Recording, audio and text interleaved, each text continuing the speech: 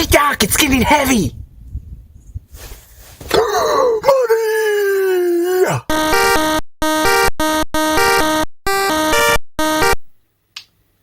Alrighty then.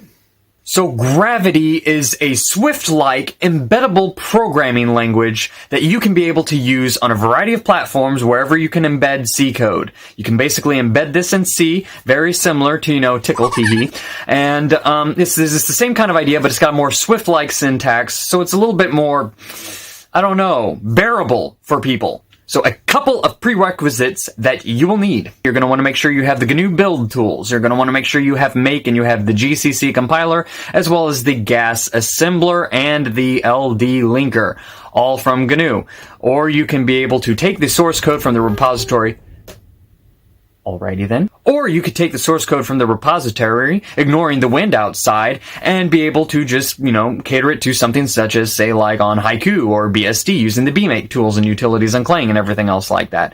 You will also need Git, because, you're going to get it from Git. And technically, you don't even really need Git. You just need to go to the GitHub page and you can download the source code. But you'll at least need to have a zip utility to unzip that thing. So without further ado, let's take a look at getting it. You're going to want to go down to the GitHub page, which is basically Marco Bambini's Gravity repository. That is a name, by the way. You go there, you download the source code, whether it be through a Git clone or just downloading the zip files and unzipping it. Once you have the files on your computer, and let me tell you what, I have a crappy internet connection, and it downloads very fast and seamlessly. Like, this is all in real time what you're seeing right now. So once that all gets downloaded, you're going to want to change into the directory of your Gravity programming language, and then you're going to basically, making sure that you have all the utilities installed, just simply type in the word make. That's it.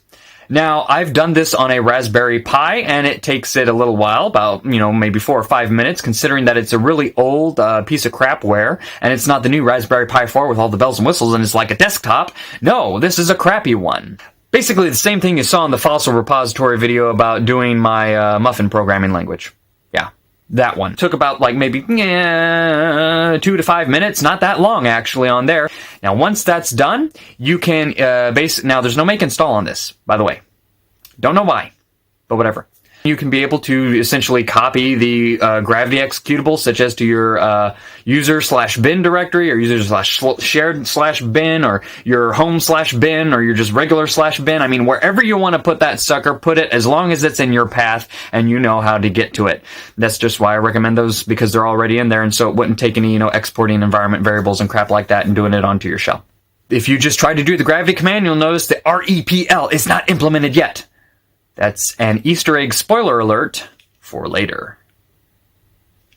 Now, once you have that, you can do a double dash, and then you can be able to type in the help command or the version command to see what version you have and to be able to see what commands are available. That's nice. We don't really care about that right now. So what we're going to do is we're going to go ahead and create a Hello Kitty application for Gravity. First thing that you're going to want to do is you're just going to open up a file and you save it as a .gravity file. I just like to use .g because, I'm a lazy piece of crap. But once you get in there, you just basically write something like you would in, say, Swift or Kotlin. Func. Main. I got the funk, I got the funk, I got the funk. Opening bracket. Then you have your system dot print. Parentheses. And then the arguments. Hello Kitty. And then you do your closing bracket. That's it. You don't need semicolons. The great thing about Gravity is semicolons are completely optional. And quite frankly, I think they should be banished from entirety of existence. Thank you very much.